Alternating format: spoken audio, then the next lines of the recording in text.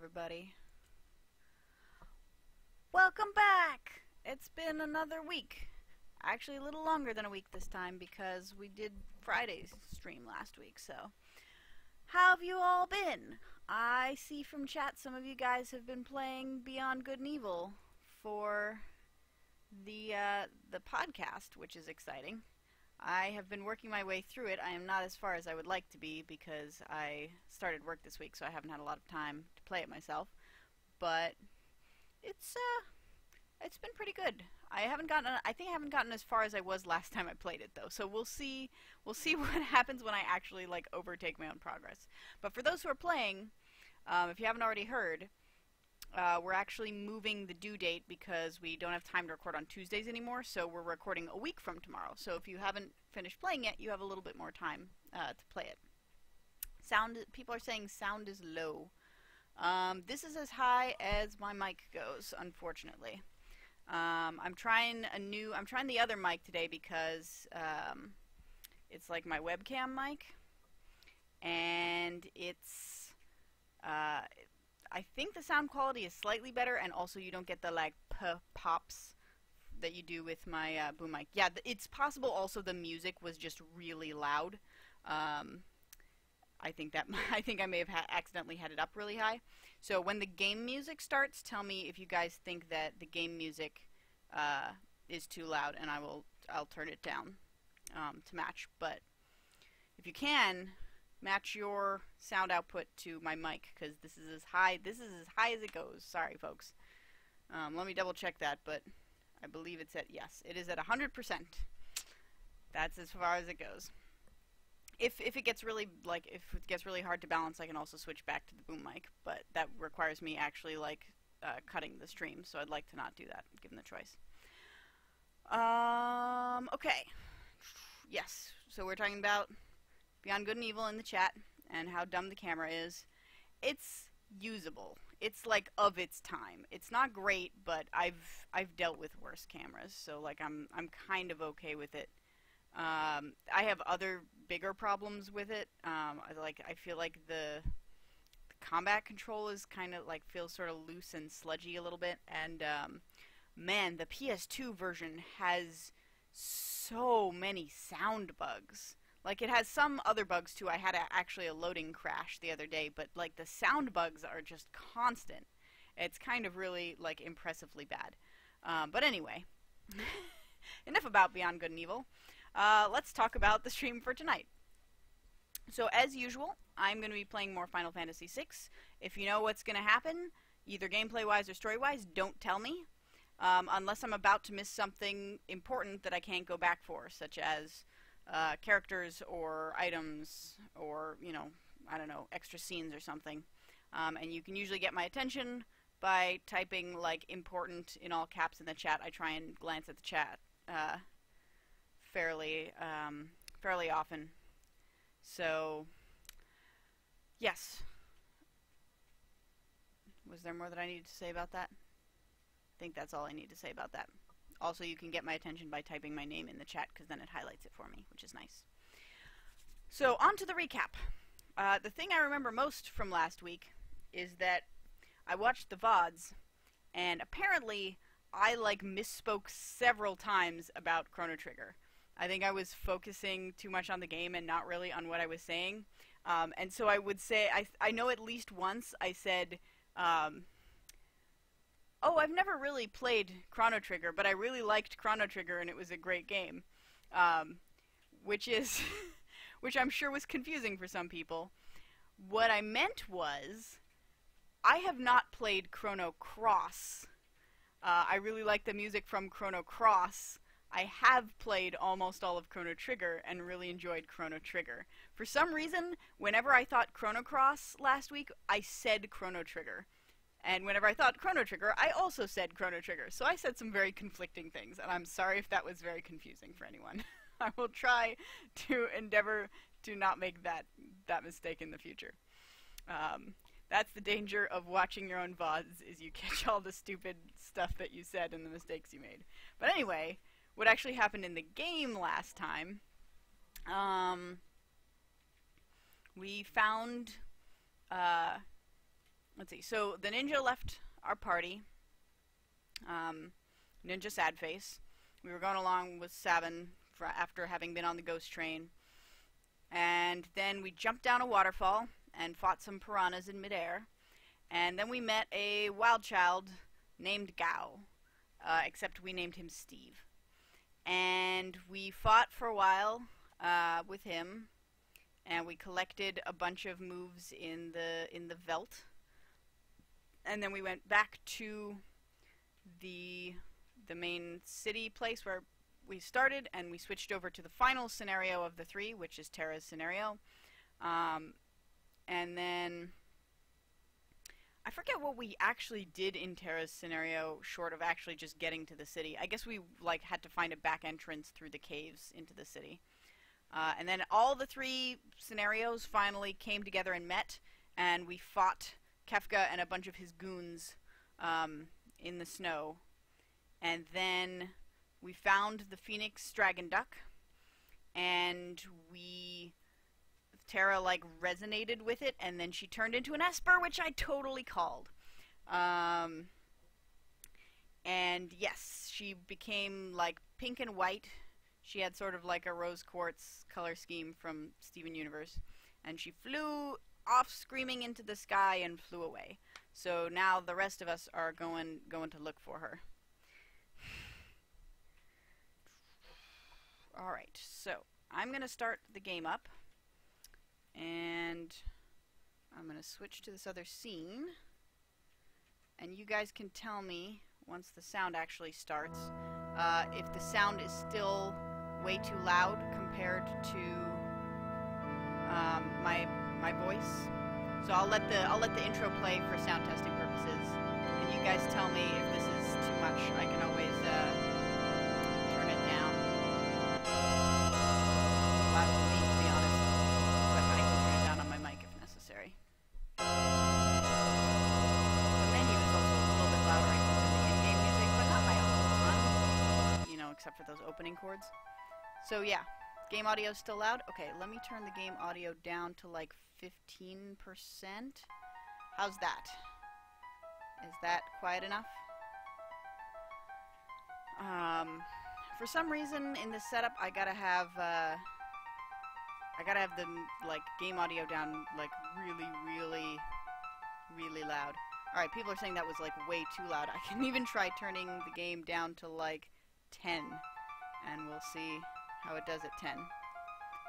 Okay, so I'm at 10%. So if you guys think 10% is a good sound level, just type 10 in the chat, and I'll know that that's what we're sticking with.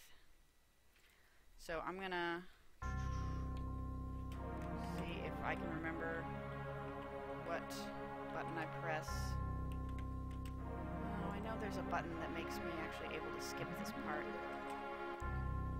but I forget. Or like I can't skip it when it's in this. I can only skip it once it gets to the... So let me restart the game. 10 seems good. Okay, good. We'll go with 10 then. I'm gonna reload the game, and just because I think I can actually get into the game load from this menu. There we go. Yeah, for some reason it won't let me skip if I actually get as far as the cutscene, so I have to restart it. Okay, so let's see. We were just at the point where it let us pick our own party. So we picked Sabin and Cyan, because they're OTP, can't break them up. And we picked Celeste for her healing powers, and Locke because we're going to find Terra, and he has that whole thing about how he's promised to protect her. So, you know, he should come along. So, except for Celeste, they're mostly here for narrative reasons. Okay. Yes, we are loading this data. And we were in Tutorial Village. And I actually have no idea where we're supposed to be going next, but I'm imagining it should be pretty self-explanatory. I think I can also probably go talk to some people, and they'll tell me where I should be going next. Let me just see what everybody's up to. Well, that's very good for you, then. Hello. no, I'm fine, thank you. I assume I'm fully healed because we just had like a major climactic story moment. So yes, it seems our narrative goal for today is to go find Terra, if we can, and bring her back. Maybe we can collect Terra as an Esper and then summon her. That would be a little odd. But not out of the question for a game like this. Where am I even going? Oh, somehow I didn't realize those were on the same level, I thought. No, whatever. So I'm trying to find the room with, like, the other characters and the little old man. Yeah, there we go. So I'm wondering if I can talk to Bannon here about where I should go next. Bannon or other guy whose name I don't remember. Go find Terra. She holds the key for her survival. Yep. Heard Terra turn into a light and streaked away towards the west. Make your way to Figaro Castle. Right. Okay, so we were going to go to Figaro Castle and ask them to help us. Although last time we saw them, they were underground. So we may have to get them out from under the sand before they can help us. So let us journey to the desert. I got this jaunty buff guy here in the lead. I like the way that he swings his arms without moving his head when you're walking downwards. For some reason that's really amusing to me. And immediately get into combat. Alright, let's see what I remember.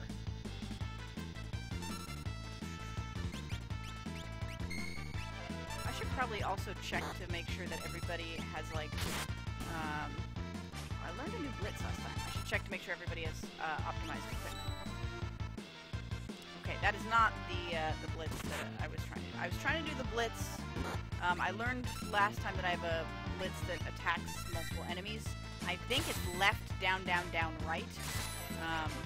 But I guess I'll have to double check that.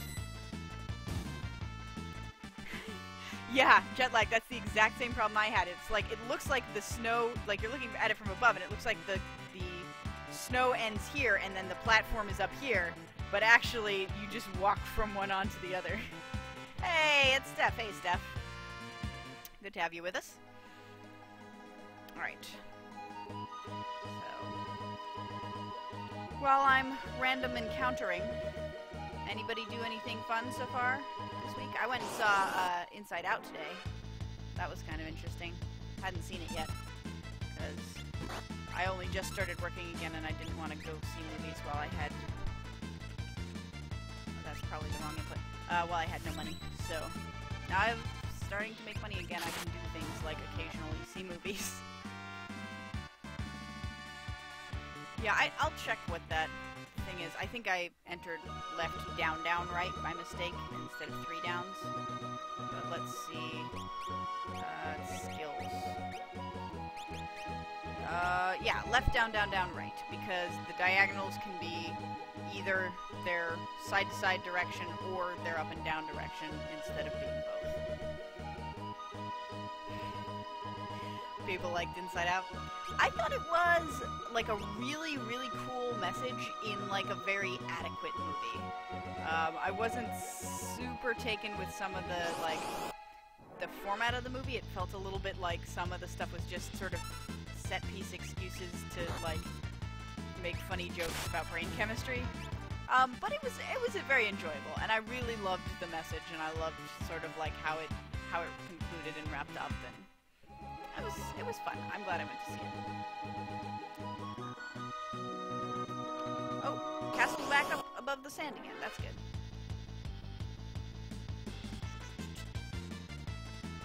Steph says, my excitement has all been surrounding the foot of water that was in my basement on Thursday. I am sorry to hear that.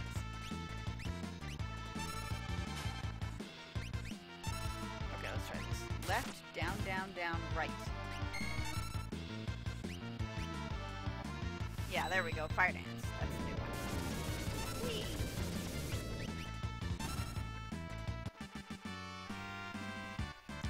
Steph, how do you get that much water out of your basement? Did you have to, like, rent some kind of pump or something?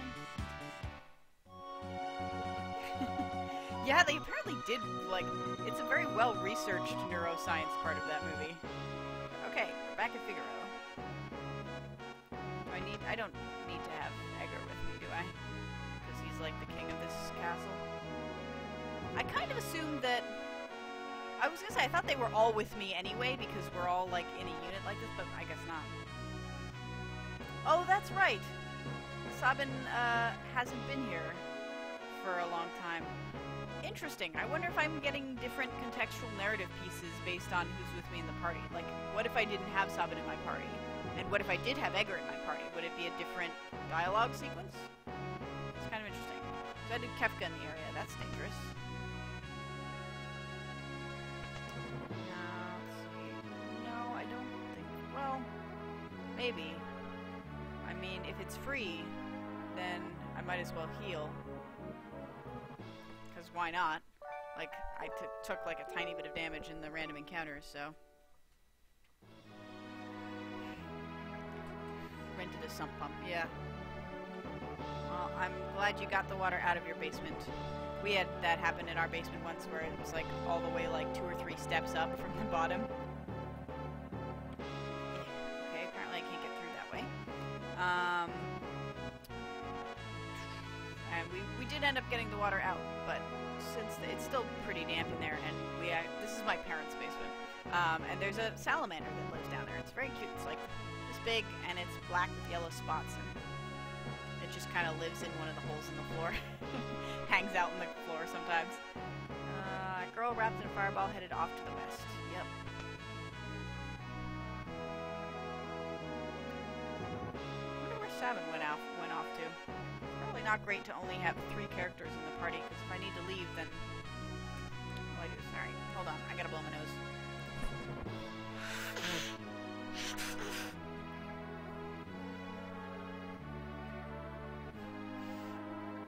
I'm sorry if the lag is bad for you, Steph. Scholars, the word silly people, scholars. I think that's the same thing you said last time.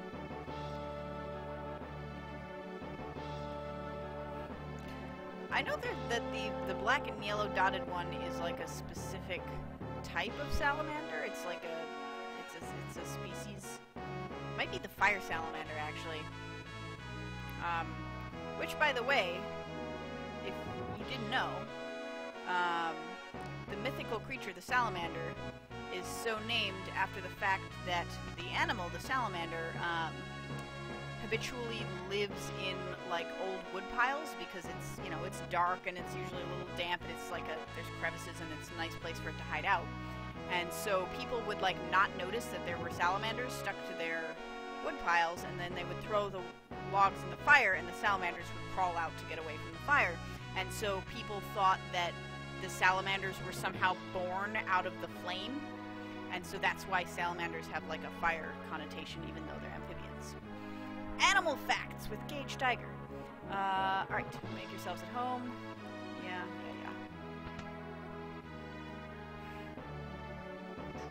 Alright, well, didn't run off here.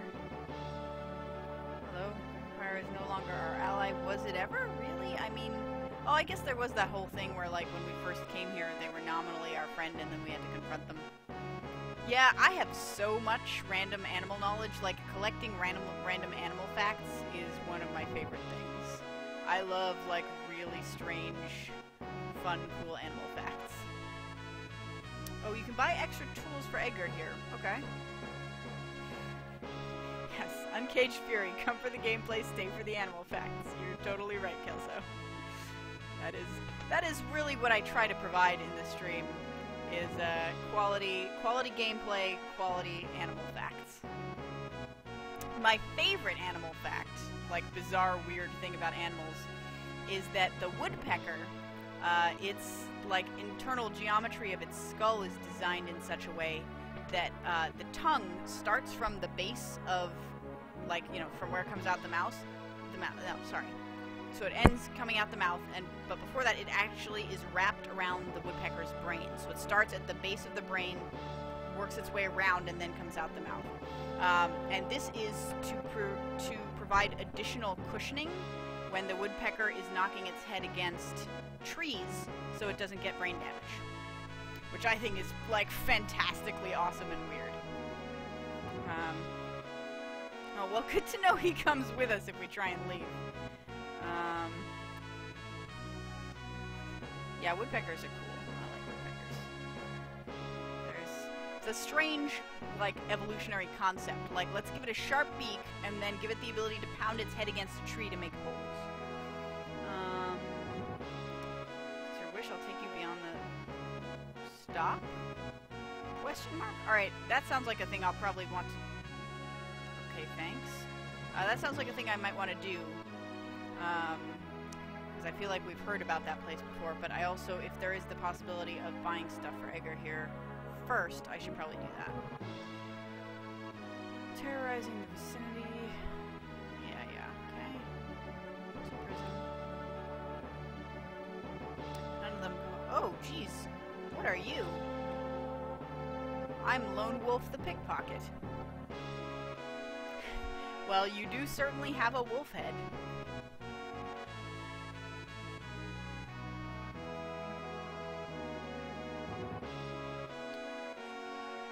So it's possible that we'll have to bring Edgar with us to get stuff. Don't tell me that though. Don't let me figure that kind of stuff out on my own. If it's a matter of like I need to figure out what to do to progress, like let me do that. But no, I'm trying to find this like a shop. But yeah, maybe I should go back and switch just to see what the other scene looks like though. Somebody was saying something about hummingbirds. Hummingbirds are adorable. Well, the tiny ones are. And even if they are jerks, I will love them because they are just tiny and cute and way too energy inefficient. But they can like hover in midair, which most birds cannot do. So yeah, my dad has a bird feeder back home. He had a hummingbird feeder at one point, but I don't think he ever actually, like, I think he took it down pretty quick. But he has, like, a super crazy, fancy, like, regular bird feeder that's got, like, regular feed in the main area and then a bunch of, like, hanging things off of it, little cages and bars and stuff. And it's got a little bit of a squirrel guard, but that doesn't stop the squirrels from, like, getting there and eating a lot of the birdseed. But there's so much birdseed that there's kind of enough for both squirrels and birds. These doors? Oh, these are doors. That might help. Hey, there we go. Okay. Noise blaster, bioblaster, flash drill. That seems like just a better weapon. Flash blinds multiple enemies. Gases, I assume that means poisons. And this... Ooh, confuses. I want confusion. I'll get one of everything. I have a lot of money. Alright. Good. Now I have the weapons. Good thing I noticed those doors that look like they're a piece of the wall. Blue jays are jerks. Blue jays are, like, always bullying other birds. But they're one of the birds that stay in the winter, too. So, like, in the winter, they're, like, really shockingly blue and, like, against the snow. And so that's pretty cool. What does tincture do? Covers MP. I should probably have a couple of those. Let's do that. Revivify? Well, I don't think anything has ever given me zombie status yet, but I like to have at least a couple of every kind of status cure just in case, because you never know when that will lead to party death, so. Okay, so now,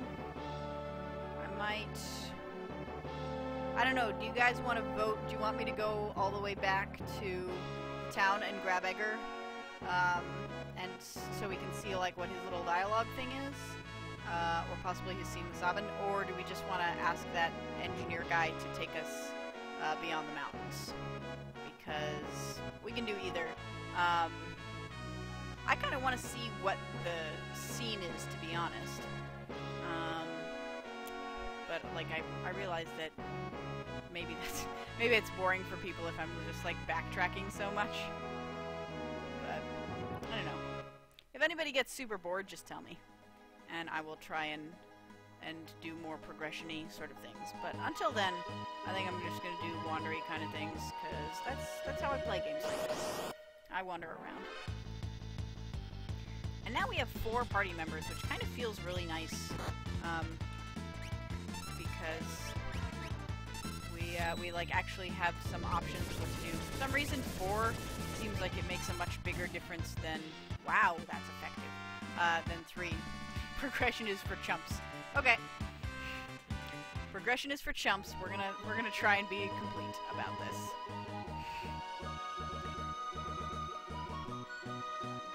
Going on Kelso's advice for that one. Alright. In that case, who are we gonna replace with Edgar, though? Maybe we'll replace Locke with Edgar for now. Because it sounds like we also have to have Sabin in our party for this to happen, so...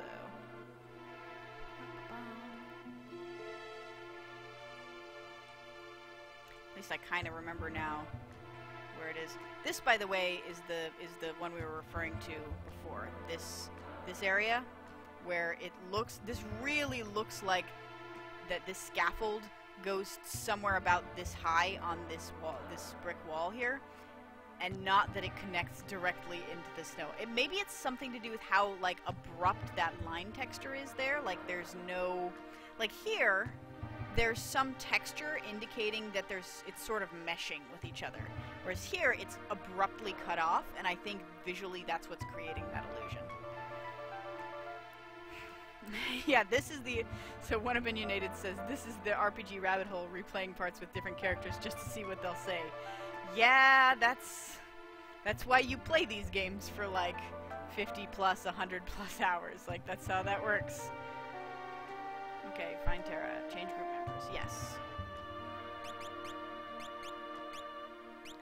Alright, so we're gonna go with Sabin, Cyan, with Edgar, and we're gonna go with Celeste. Okay. And enter, space, space. Right. Okay, and I want to also make sure... Okay, it saved that for me. Good, good. I wanted to make sure that Celeste was in the back row, since she's the healer. But it looks like it saved that configuration for me, which is very nice of them. So now I have done that. I will save at Tutorial Village and go back to the desert. I wonder how often it's going to allow me to change party members. Usually you get to a certain point where there's like some kind of hub like an airship or similar, where you can always go back there to change party. But I mean, if I don't feel like I've gotten yet to a point in the story that feels like it has a hub space, so it might be a while before I can change my party again. But that's okay. To be honest, Locke is not my super favorite of the group, which is not to say I dislike him. I do like him, but there are other characters I would rather have in my party. I should also probably make sure everybody is properly maximally equipped. I probably lost some items with, oh, right. Does he even have mana? Can he even do anything with that?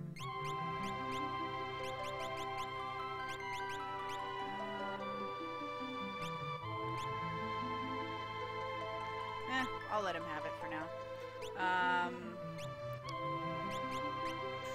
What was I saying?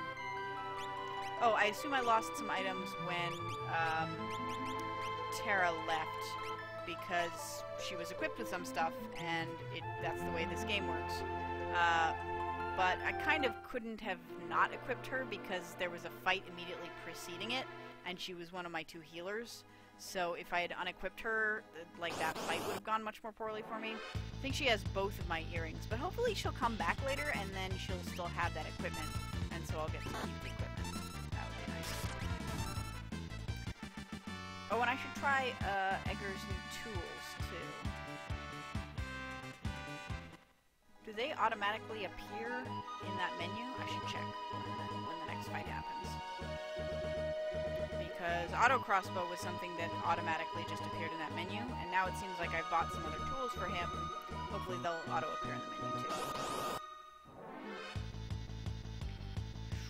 Looking forward to Sean doing hack and slash. Sean Bouchard, is that the next game he's doing? I haven't actually checked to see. Oh yeah, they do appear. Good, good. Drill might be a single attack.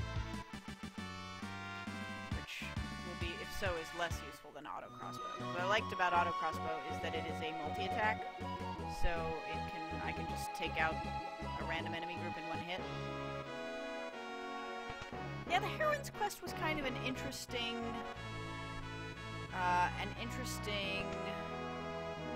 stream that Sean did. Okay, let's see what happens here.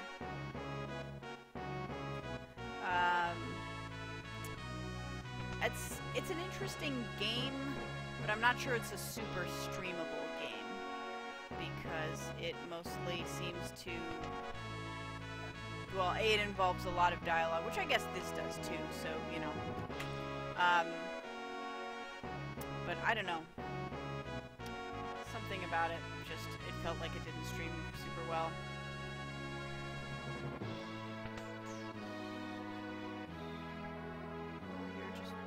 Can't take money from the king. That's a cute contextual dialogue. He's like, it's awkward to sell things to you because you're the ruler. And Edgar's like, don't worry about it. Yeah, same here. So where did Sabin go? He said he'd be wandering around here somewhere. And I don't see him.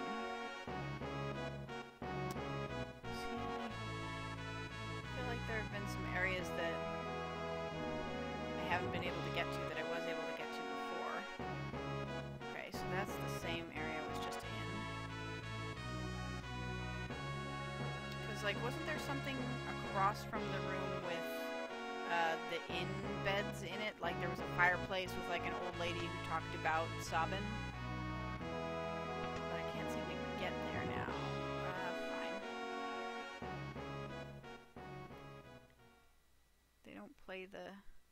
Don't play the happy healing music. Oh, hey! This is a thing! Let's see what Sabin's up to. You look like you could bench press that chair. Castle hasn't changed much.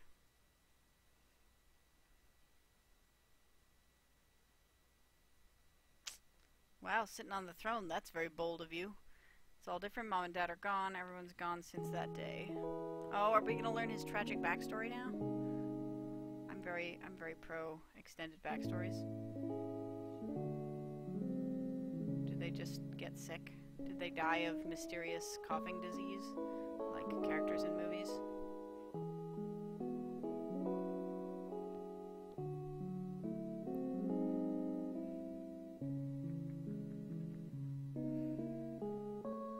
How young were they when this happened? Because it sounded like Sabin ran away when they were pretty young.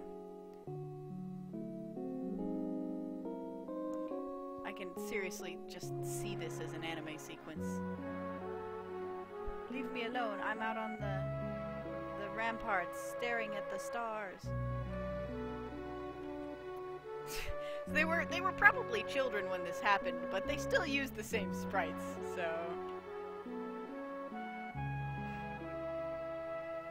Sabin doesn't look young in this scene, Roto Penguin. Sabin has young dialogue in this scene, but he looks exactly the same.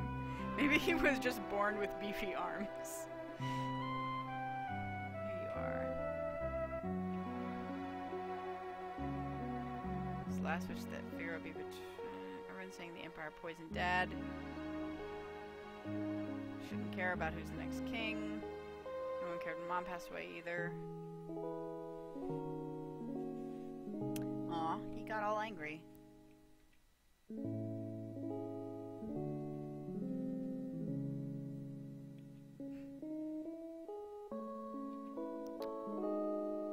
Poor brothers. They are sad because their families is dead.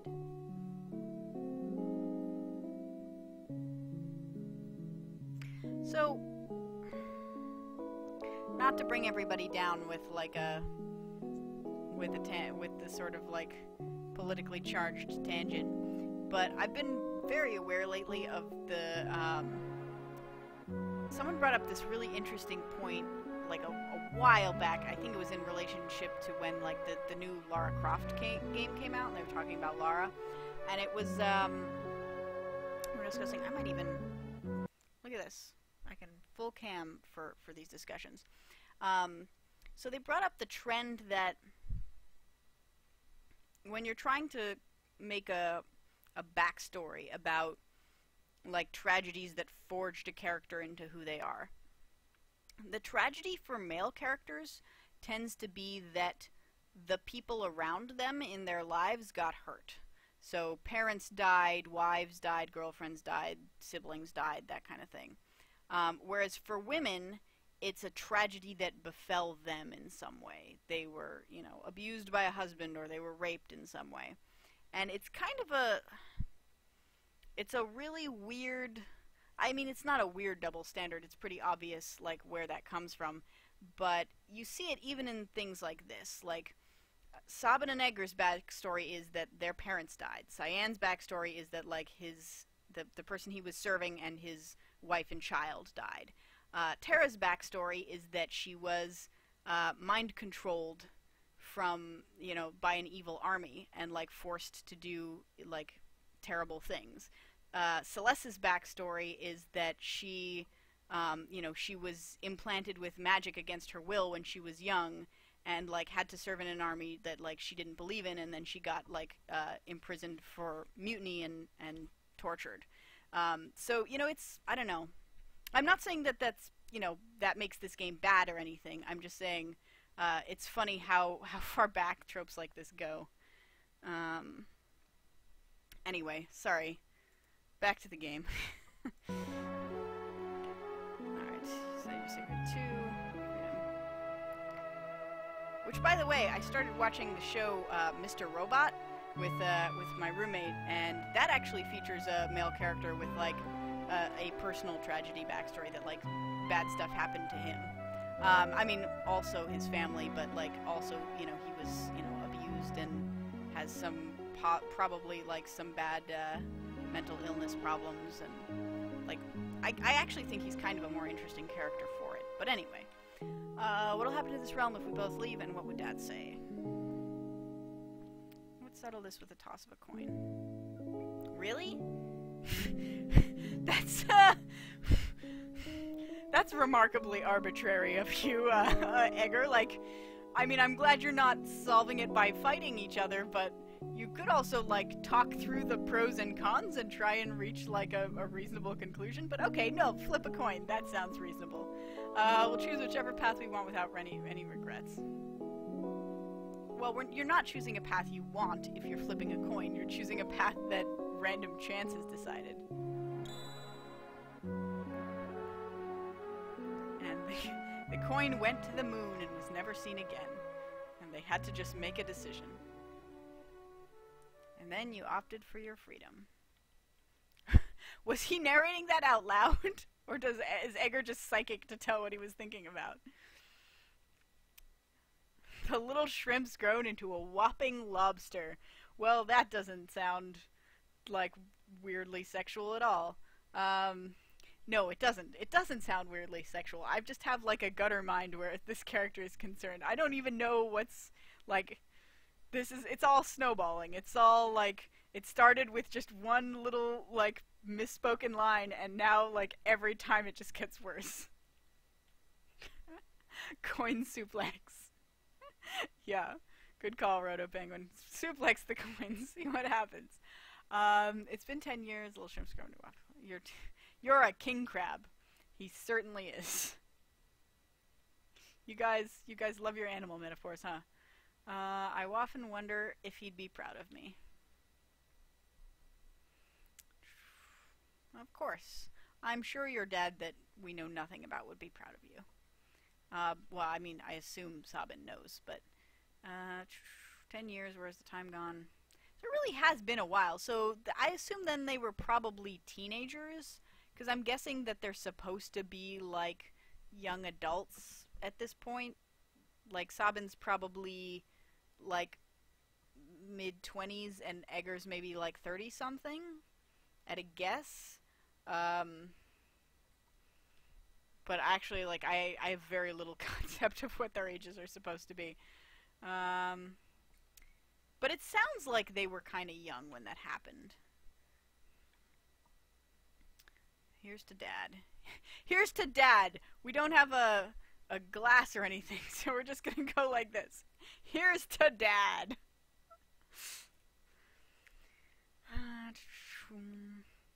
Yeah, so Steph, it started with the fact that Sabin referred to himself as a bear. That's like, if you go back and watch the VODs, I cracked up on that line. And ever since then, we've been, like, making jokes about Sabin. I'm told it actually may be pronounced Sabine.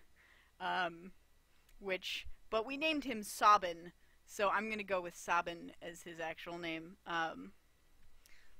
Sorry if my mispronouncing stuff bothers people. Oh, they're twins? Oh, they're twins. That's right. Because I had a thing at the beginning about, like, maybe they'll be evil twins, like good twin and evil twin. But that was, like, one line in, like, the very first playthrough, and I had totally forgotten that. You're right. They're not... I guess Egger just comes across as the older brother because...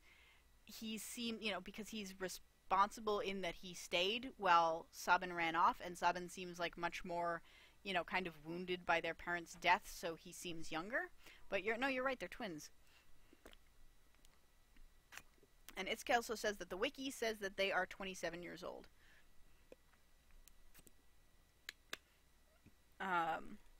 Okay. So they were 17 when their parents died. So I think... Roto Penguin, I think Sabin is doing this, and, which is backwards on my camera, I think. So Sabin is doing this, and Egger is doing this, as far as I can tell. Yeah, so they're both the legitimate heir. That's why the dad wanted them to split the rule, but Sabin decided that he wanted to go off and become a Kung Fu master instead. Alright. So that was a touching backstory sequence.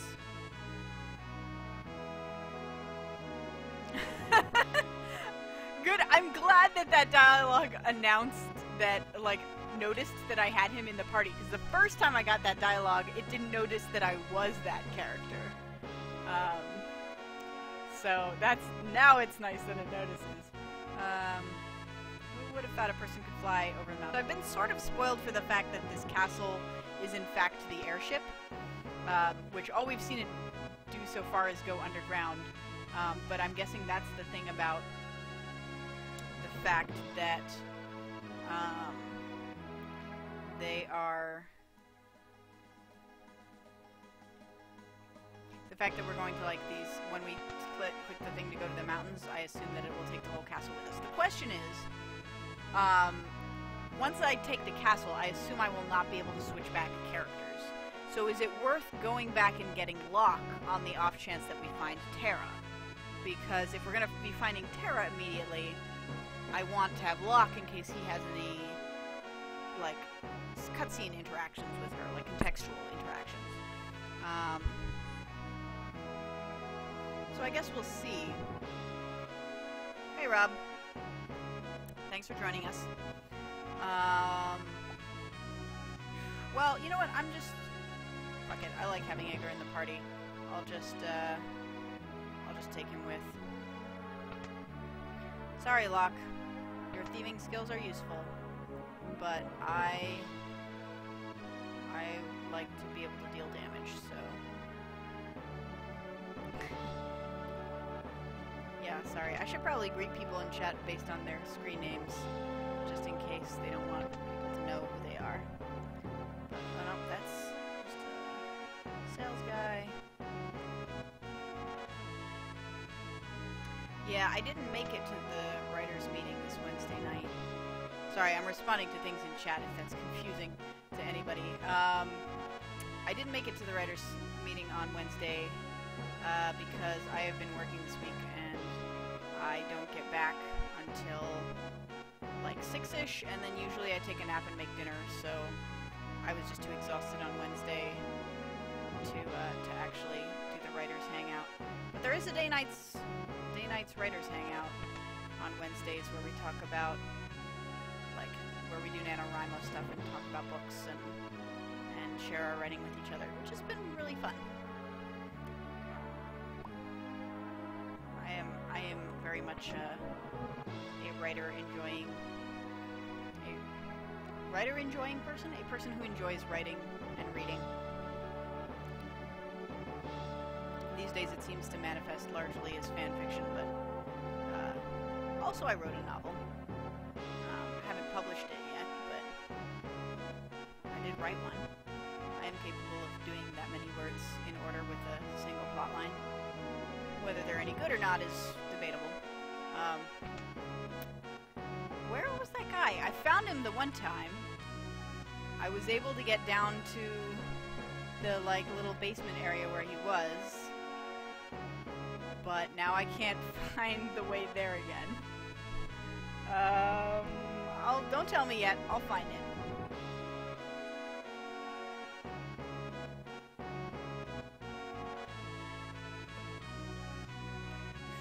Steph says if I want to have Locke, I have to go get him.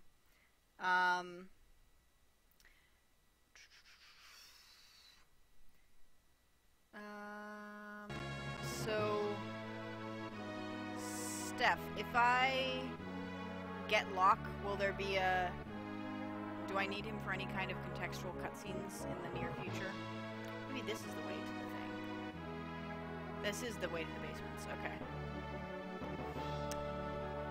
Now, I had Locke with me last time, and I didn't get any dialogue for this lone wolf guy. I wonder if there's any character that I can get specialized dialogue for the lone wolf. Because he looks like a character.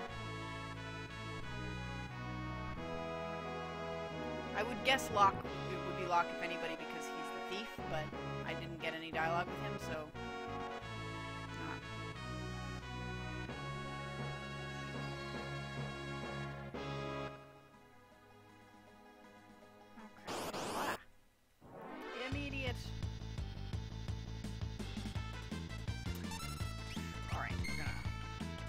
Fire dance, folks. If I seem a little bit more tired each day in my streaming, it's because I'm just not as well rested as usual, as I'm working again, so...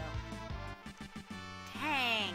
That is some good blitzing right there.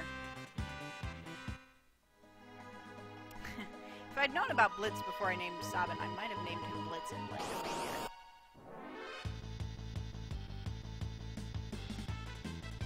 I guess that makes Cyan Donner? No, that's not what I wanted. Okay, Blitz. Down. Right, okay. If you can tell you're doing the Blitz wrong, you can back out of the menu, and they can get back into it, and it's fine, but...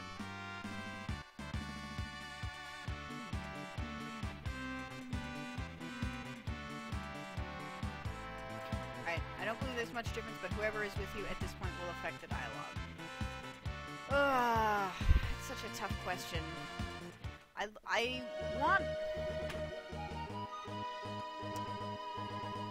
want Locke for some narrative reasons, because I would like I would like to see what like the deal is with him and Tara.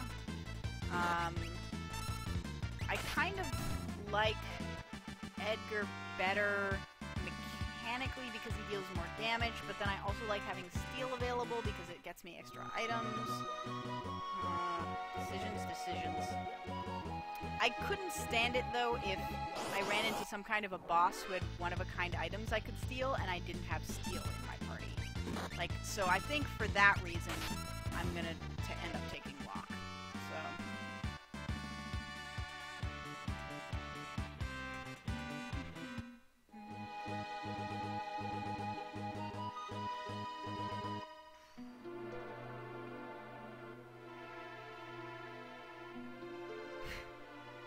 Proto Penguin says, Locke is your husbando. I don't know if there's any character that in this so far that I find like particularly personally attractive. I think Locke is like, I think his thing with Terra is not even like, I was gonna say interesting, but it's actually kind of cliche, because it's got that whole anime trope of like, I will protect you, but I don't know, it's compelling in its own way. And I kind of, you know, if a character makes a promise like this, then I want to give them the opportunity to keep that promise. So let's arrange the party. Sabin, go here.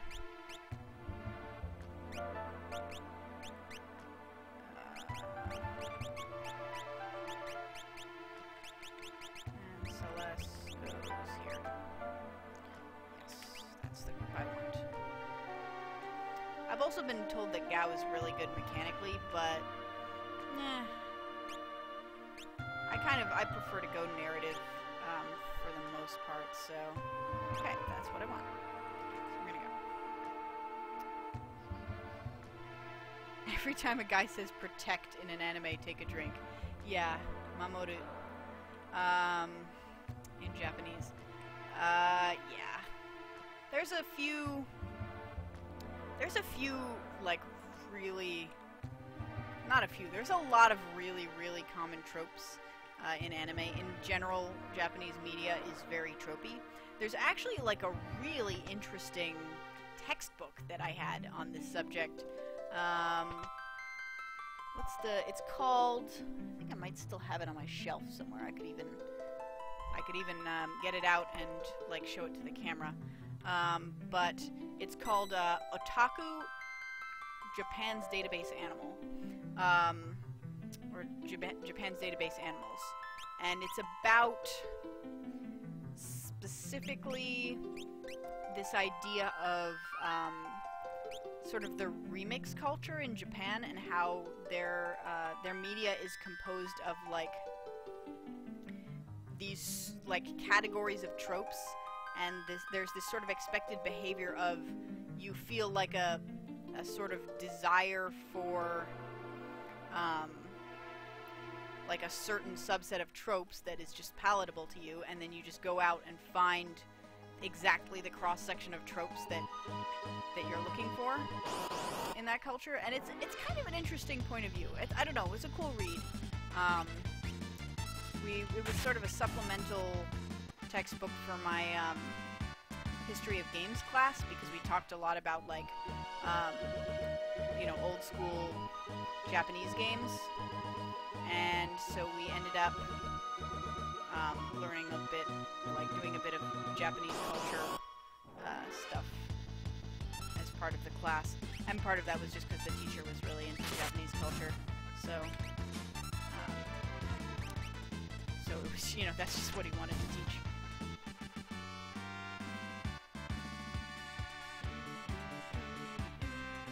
Let's do our weekly groove to the victory music.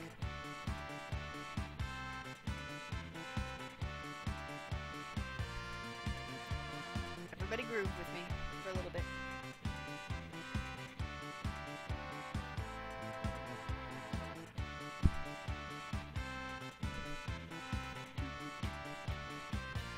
Okay. Good. We're done grooving. Enough of this grooving. Onward.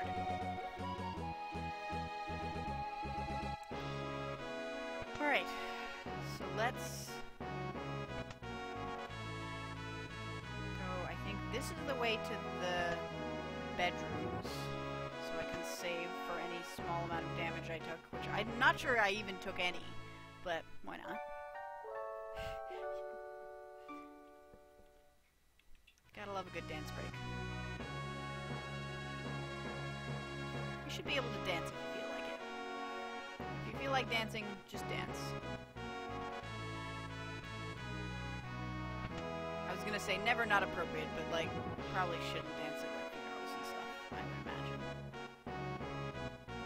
I mean, it depends on the funeral, but mostly Not good at a game. Okay. So this direction is the cells, right? Yes, with the lone wolf. I still don't have... You look so uniquely sprited, though. That's the thing when you reuse the same sprite for every soldier, is that unique sprites super stick out and they always seem like super relevant. Okay. Yes, take me beyond the mountains. Let's go. Yes, pull the take me beyond the mountains lever. Oh god. We go there underground, so it's like I was gonna say submarine ship, it's a subterran ship. Or sub-geo ship?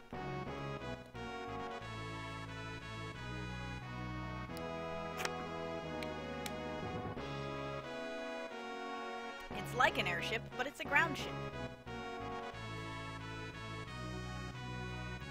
Next stop, Collingen. Watch your head. Watch your step.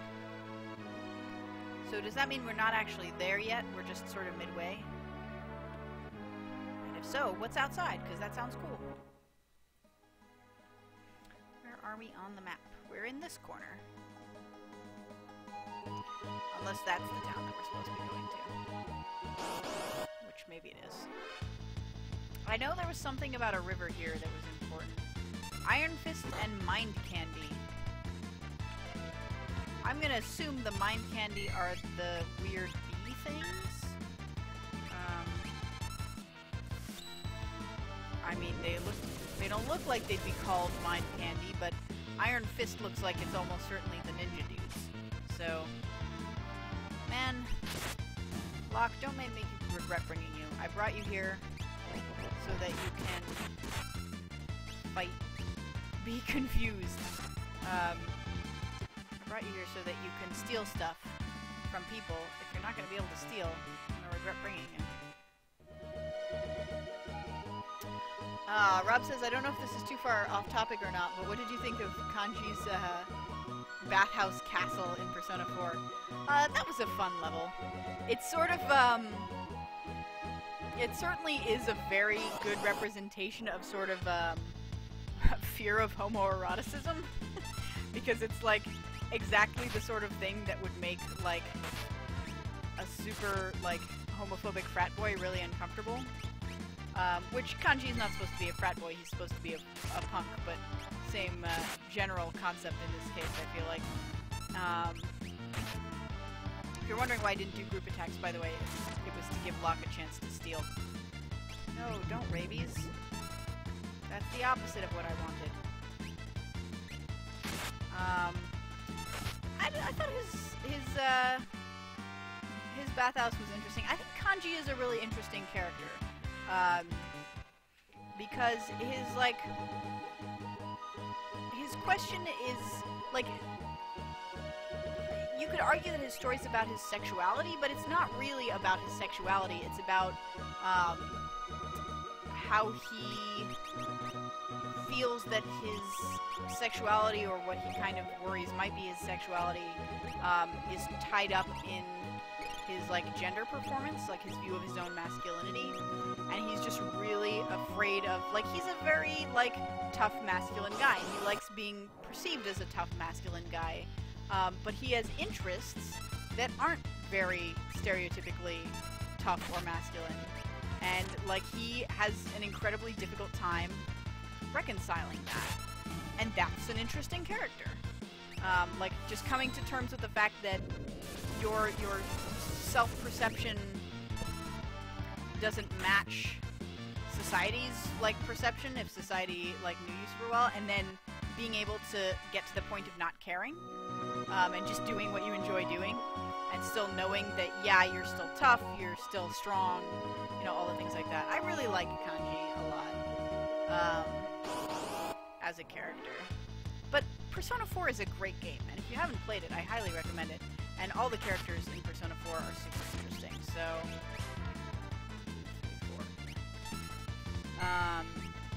yeah, so, like, by all means, check out that game. We should probably start using this, because I think we're gonna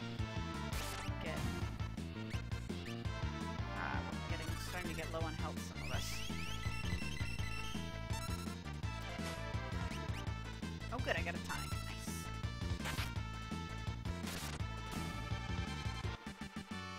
Yeah, so, but, Rob, the thing is, like, Kanji doesn't have a lisp. The mental fear of him has a lisp. So that's what he's afraid of. He's afraid of the stereotype of gayness. Like, that's like, what's interesting, is, like, it's not the game saying that, like, you know, this is how gay people are, and Kanji's afraid of them because he's gay. It's the game saying Kanji is afraid of being perceived as what he associates, the stereotypes he associates with gayness. And that's what's interesting and nuanced about that, I think. Hey, Locke leveled up. Nice. This is probably one of those games, knowing how old school this is, that is all about, like, that only the characters that I have in the party at the time are the characters who level up, which means that whoever I decide to use... Oh, interesting, she can only cure on this side when she's like that. That's interesting. But yeah, only characters I have with me at any given point will be able to level up. So the party I choose now is the party that I kind of have to stick with, because after a while everybody else will be just way too low level to use. There we go. Quadra Slam.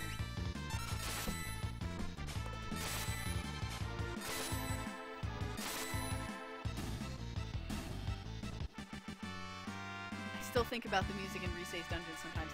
You know, Persona 4, man, it's so much about it is so good, and then the like main combat gameplay is so grindy.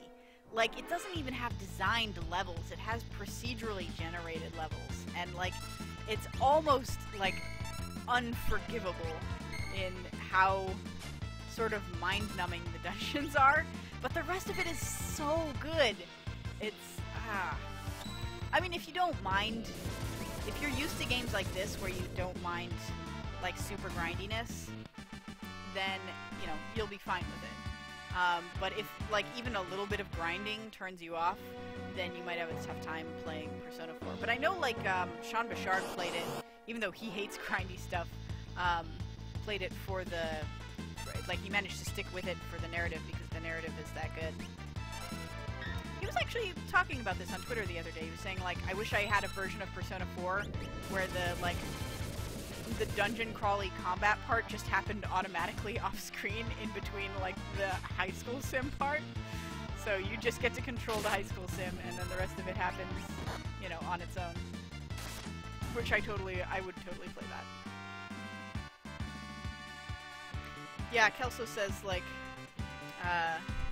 she also has limited patience for grinding and was able to get through it. Yeah, it's compelling enough that it can kind of get you over how annoying it is to grind. If you're wondering what I'm doing right now, by the way, speaking of grinding, I am attempting to see what all, like, these white dots I can find on the map before I actually get to the next story progression. Because as we discussed, story progression is for chumps. So. Yes, cure him, please. He is down to 44 health. Appreciate it. Much better.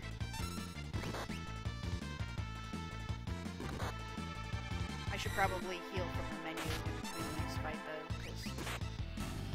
Yeah, because Locke is at, like, 26 health. So in the Persona Arena games, apparently you can skip the fighting bits.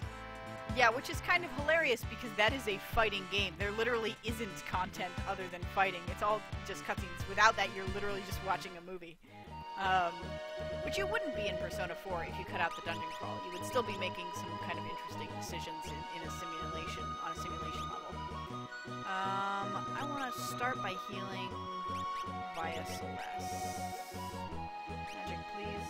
Yeah, see, she has Espers as a category, so Espers has to be a mechanic.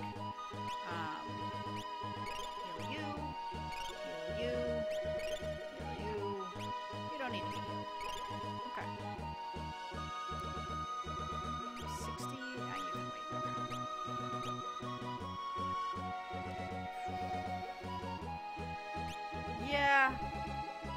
So most monsters are dropping trash, but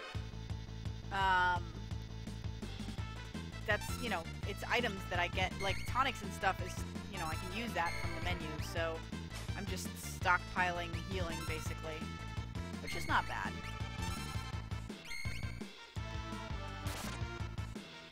Worst comes to worst, I could also theoretically, like, sell it, you know? But, also, now that these characters appear here, that means they'll probably also start appearing on the Veldt, which means I could go there with Gao and catch them and then never use them because Gao's not in my party. But I would have collected them, is the point. Alright. I'm just scouring the corner of the map for corners of the map for interesting things. I'm gonna see what this town is, because this doesn't seem like the town I was intended to go to next, so I will go there. Because I like doing what I am told not to. Sword check. That's the one.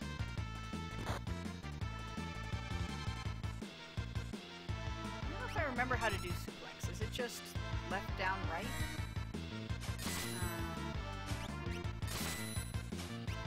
That's a different one.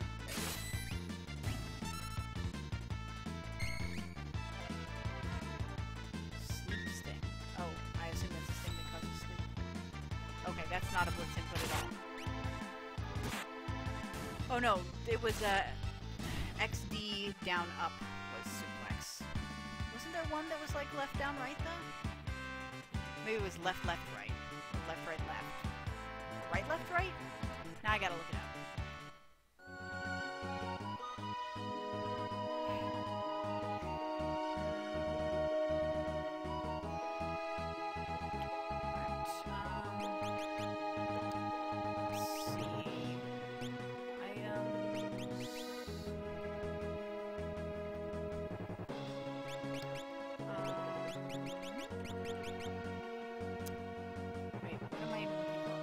Skills, yes.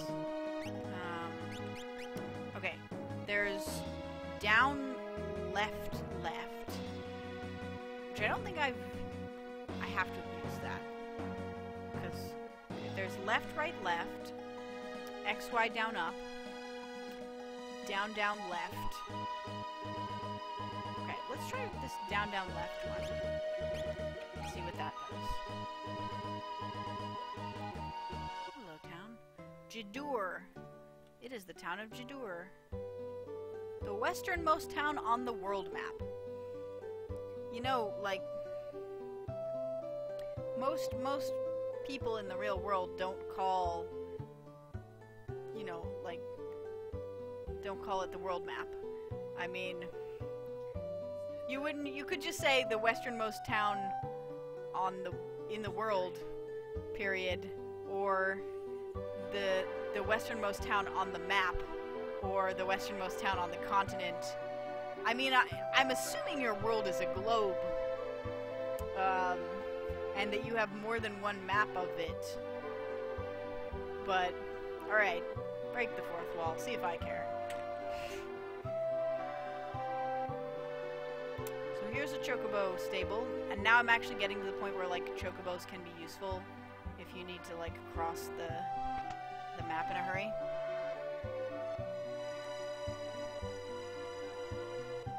The left-right designations are towards enemy and away from enemy based on character locations? Really? That's annoying.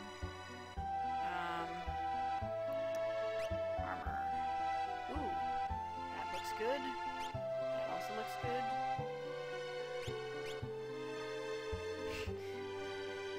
What? Only my female characters can wear dresses? That's 47 defense. This is 47 defense. This is 45 defense.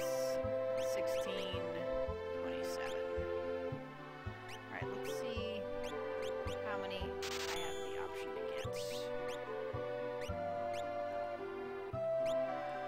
Those. And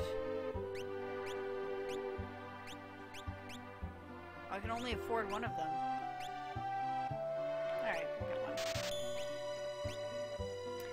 And now I will equip everybody. Make sure they are optimized. Optimum. I I need to, like, remember that shortcut key to just switch characters. There we go.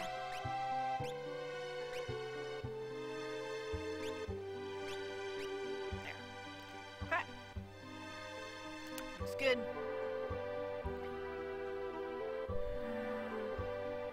If Sabin is confused, the directions are relative to where he's facing at the time. Are you messing with me? That sounds like you're making that up.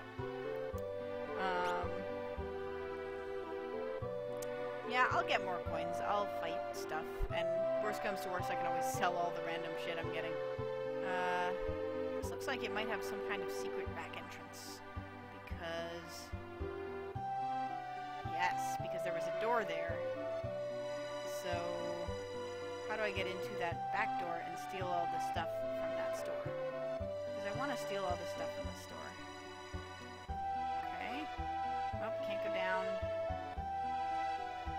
Down, down, over, down, over, down. Ah, nope, now I come out this side. Dang it! I want to go steal all the stuff from that store!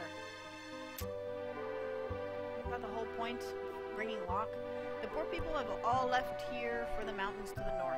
There they've built a town. Okay.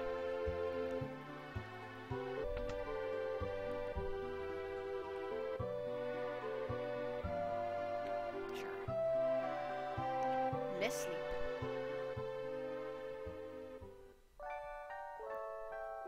Now I got the nice sleepy music.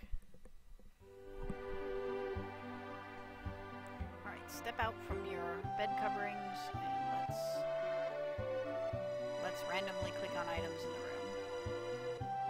If this were Pokemon, it would describe the books on that shelf to me. It'd say, these are all Pokemon history books. These are all manuals about Pokemon. Of course, now I don't have any money left, I won't be able to buy any weapons, but what do you even have? You're giving me items for this guy I no longer have. Which I assume means I will get him back at some point in the future, but... yeah, except for these claws. Oh no, the full moon is for... maybe I should go out and random battle until I have some more money. So I can buy some stuff.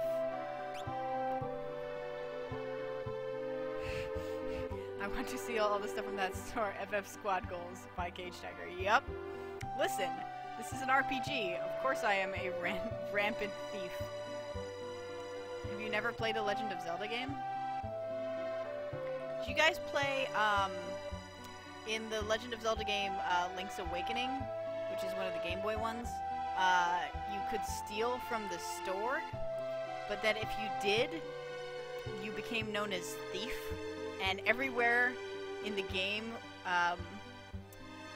where like the name that you type in at the beginning would be normally, it's replaced by Thief instead. And every time you enter the shop, if you enter the shopkeeper insta-kills you. Yeah, you can get the bow super early without earning it though. Oh, Steph says important stuff.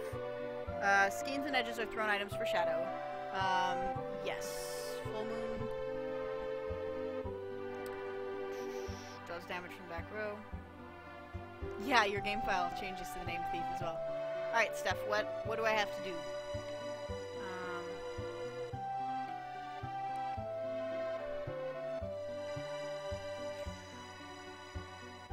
As far to the south.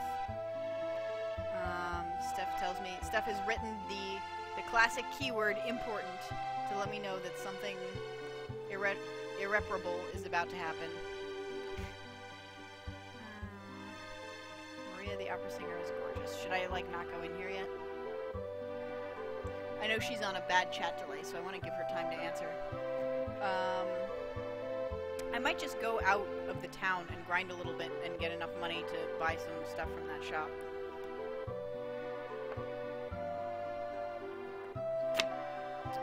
Roto Penguin, the rumor mill in the Legend of Zelda worlds is very fast.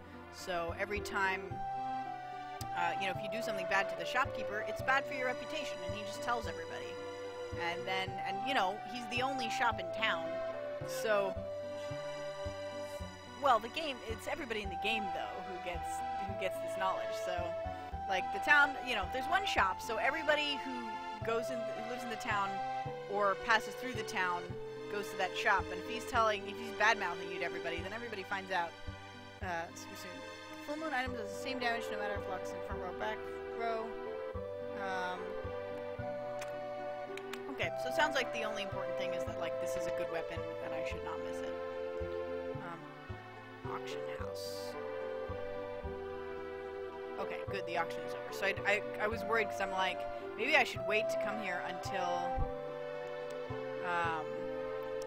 I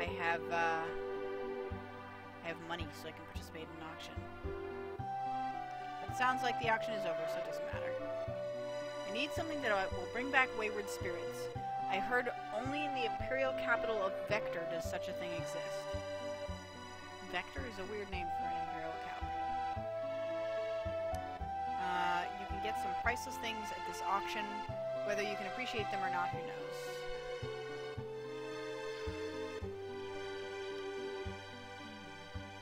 Papa, let's buy lots of stuff today, too. Okay, I refuse this cute little eyes. Okay, so sounds like I should go get some money and buy a full moon.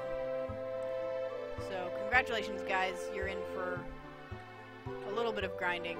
What do we want to talk about while I'm grinding my characters? Because we should like chat about fun topics, because this is going to be very repetitive. I'll see what else I can find on this side of the map, though, but I'm not expecting much.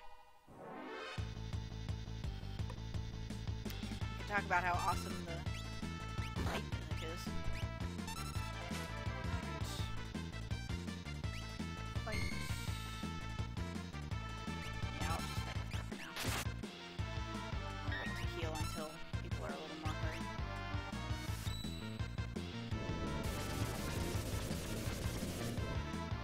Anything that doesn't get past the fire dance, or that gets past the fire dance, will not get past the quad blade.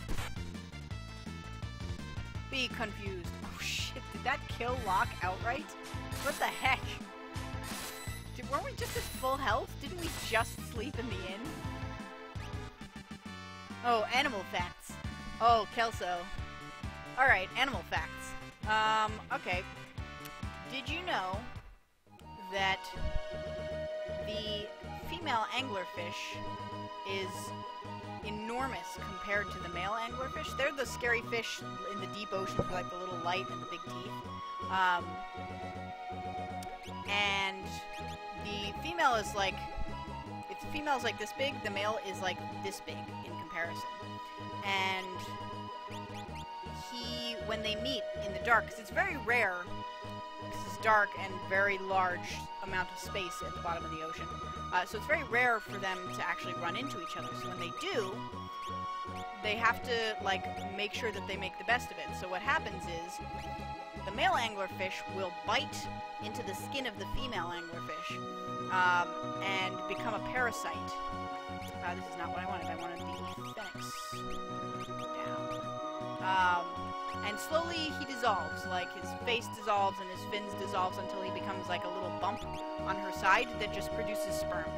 So it's always available and always producing sperm. And, Jetlag, I've heard Hank Green's song about the anglerfish. That was actually the first Vlogbrothers video I saw.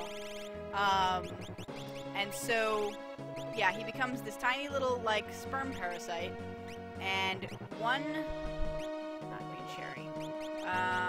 Potion or... no, I want tonic first, I think, because those are less valuable. One female can actually have multiple of these little male parasites, so she can actually fertilize her eggs with different genetics, depending on what's, like, useful at the time. So that there's still genetic diversity. But yeah, that's the crazy reproduction of anglerfish. It's kind of, like, gross and crazy, but makes sense for the bottom of the ocean, I guess. You do what you gotta in a state like that. Let's see. What other fun animal facts do I know? There's a species of scorpion that glows in the dark. If you put a... I think it's actually more than one species, but if you put a black light over them, they glow. Don't know why. It's just a thing that they do. Oh, here's a really cool one I learned the other day that I just thought was amazing. So apparently, you guys know monarch butterflies, right? They're the beautiful orange and black butterflies. They were, one opinionated says, telling a man that he's nothing more to you than a sperm parasite may be one of the greatest insults of all time. Yeah, that's true. And also, if people haven't seen the Hank Green anglerfish video, like song video, that's, I recommend that. But anyway,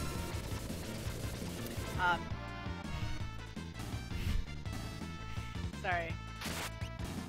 My husband is threatening to become a parasite. So what was I saying? So monarch butterflies. So monarch butterflies have this huge migration yearly. Oh, hey, there's another town here. Interesting. And Zozo. This is an interesting place. Ooh. Music here. There's a guy lying on the ground over there. And there's random encounters in this. Yeah, shit indeed. When did I last save? Do I need a smoke bomb from this? Guys, do I need a smoke bomb from this? Am I completely incapable of winning this at the moment? Alright, while I wait for chat to catch up on, for chat to catch up on this, let me talk about,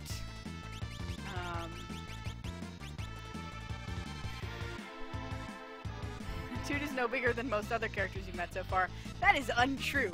That dude is at least twice as big as any other sprite we've faced so far, including Kefka.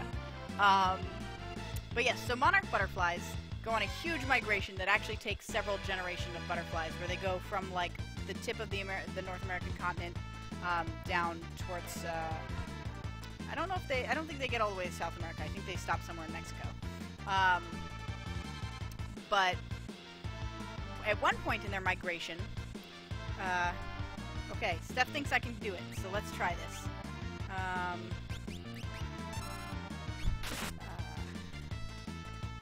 Let's suplex it. So we, that's ridiculous. So at one point in their migration, they actually go over, one of the Great Lakes. I forget right now which one. Oh, that wasn't that hard at all. They go over one of the Great Lakes, and there's a thing that they do where instead of just going straight south, which is the path that their migration should take, they actually like veer to the side at one point, and like go to the east for a little bit. And scientists were like, what's wrong with the lake that they like they take this weird detour? But it turns out that based on geological evidence, there was probably a mountain there several million years ago that was just too tall for them to get over.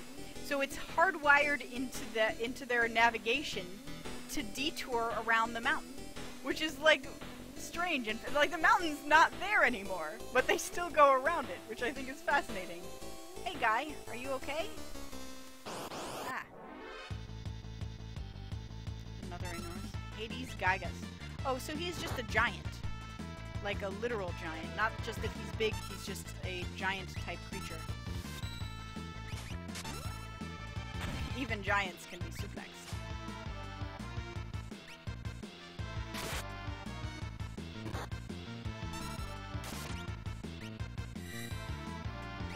But it gives me an excuse to use a lot of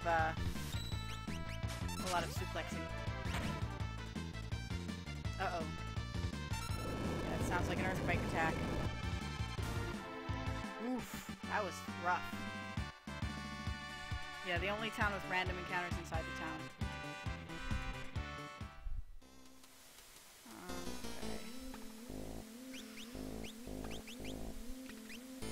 It's an interesting choice. It certainly makes the place seem more dangerous.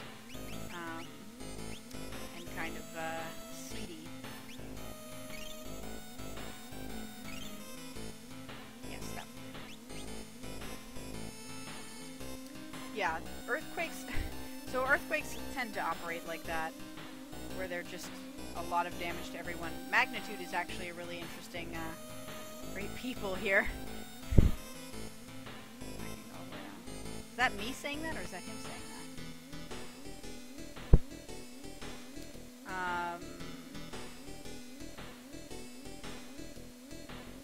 Did I just find a problem? Wow, there's random encounters inside the, inside the rooms. That's, this is quite the town for brigands. Apparently. You're audible, by the way, because I'm on stereo mic.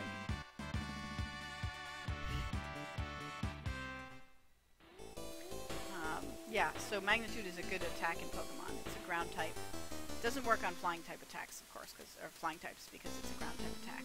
But how long are we gonna have to do this? Great people here. I assume that's meant to be sarcastic. It's now 2 o'clock. It's already noon.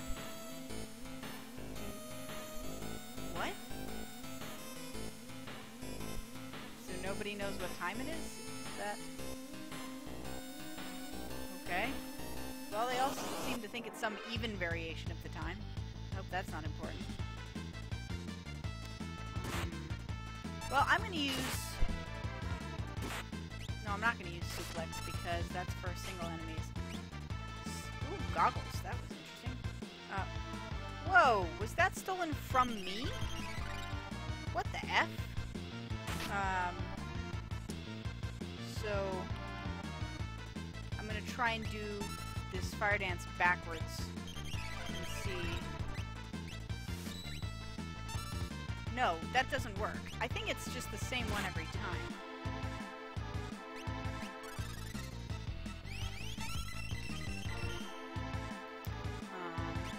So let's try it forwards again.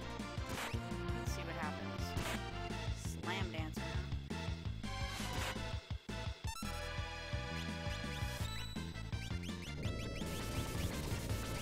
Do I have a wake up?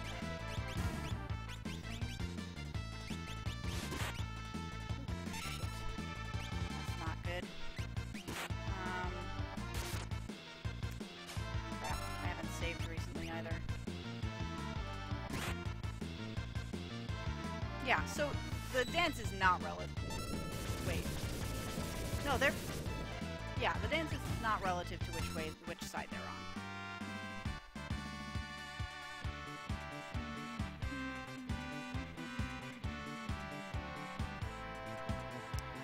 And, okay, I get my GP back at the end of the fight, thank goodness. Jesus.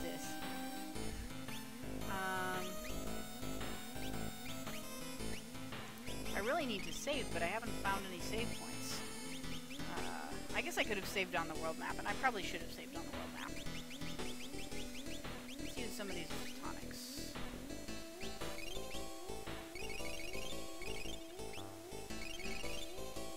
Okay, out of tonics. Let's use...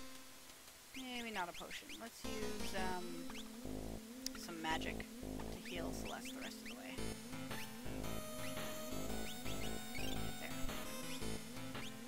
Alright. A little bit safer position, not by much.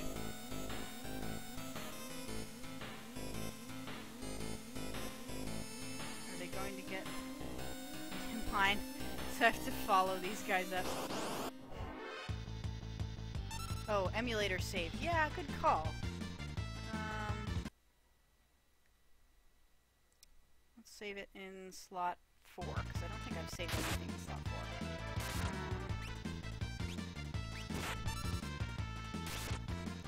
Let's just fight this lock so it's over faster. These guys can heal themselves, which actually makes me want to go back to the Veld and see if I can get them with,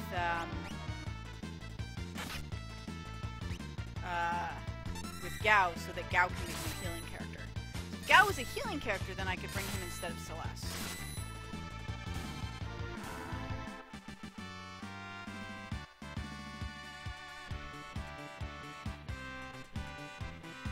Alright, Rob, well, if you do have to go, you know, say hi to your kid for us. And have a good night. But thanks for joining us. Okay. Wow, this is really confusing. Whoa! Way to fucking King Kong around these buildings. Jesus. Is Sabin the only one who can do that?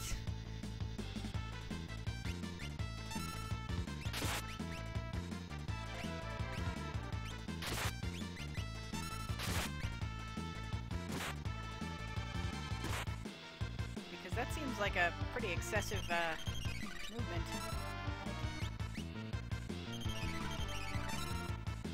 Just beat the hell out of all of these guys, please. I'm getting very sick and tired of these random dudes. On the plus side, if I survive this, and don't get anything permanently stolen from me, I'll have a lot of money coming back to the other town. Gao can also leap between buildings. I guess that makes sense. I assume you mean narratively and not, mechanically. So. There's a random guy down there. Maybe I should find and talk to him.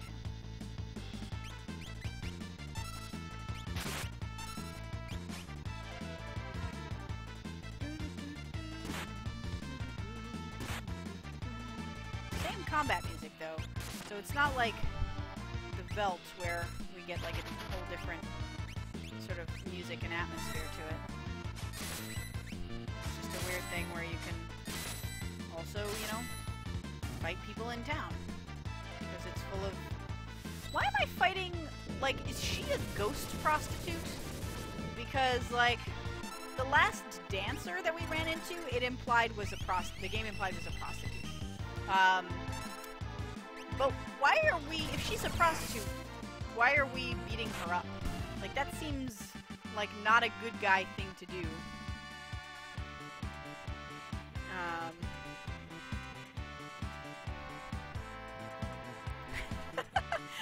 Roto Penguin says Gao could leap on the buildings and run away with their structural secrets. Yeah, basically. I was talking about something, but I don't remember, and I feel like it probably wasn't that important. That's the danger of casting. For me, it's not a problem of remembering to talk all the time. It's a problem of getting distracted and forgetting what the hell I was talking about. The second hand of my watch is pointing at 4. I feel like I should be writing this down so I know what the time actually is. Okay, the second hand is at 4. Ghost Prostitute sounds like a good movie.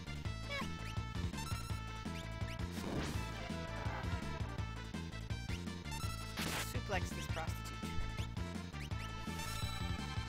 Or dancer. Yeah, he's gonna have to get a potion after that. The enemies in this area hit real hard. Items. Does elixirs do? Yeah, that cures everything.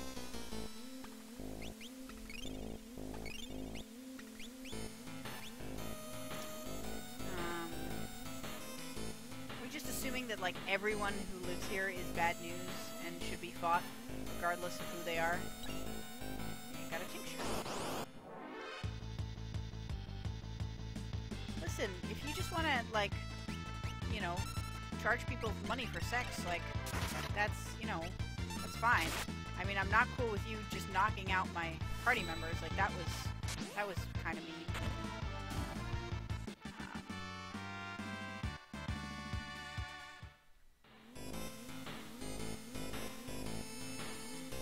You know, there probably is some kind of, maybe not ghost prostitute, but certainly at least ghost-themed sex, like, porn. I'm sure that that has been done. It seems like a very likely porn concept.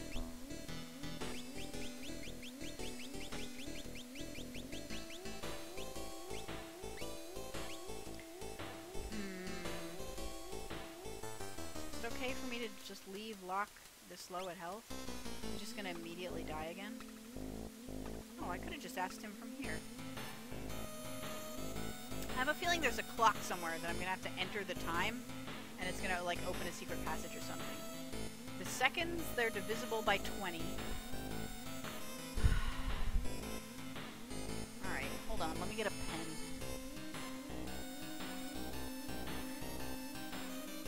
Oh, what actual time is it? It's actually 9:30, so I'm gonna take a break while I go get a pen. Oh,